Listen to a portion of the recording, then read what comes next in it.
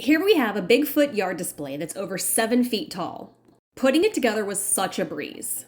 Just lay out the upper body, and then you're going to put the legs, one on the back side of the upper body, one on the front side. And then it comes with the bolts and the nuts so that you just put it together that way. Then you attach the arms, same way. It includes the nuts and the bolts that you need. One goes behind, and then one goes in the front. After that, you flip them over and you're going to insert 2 little eye bolts that come with it. And that's it. Grab yourself some rope and a 2x4 and he's ready to hang. Now the 2x4 is suggested to attach it to the back so that it doesn't lean against the tree, like I did here, and then you just take the rope through the eye bolts and tie it around to secure it, and you're good to go.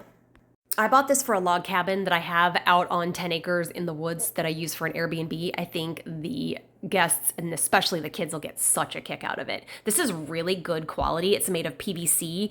I'm pretty impressed with this. I think it's going to last a very long time out here in the elements.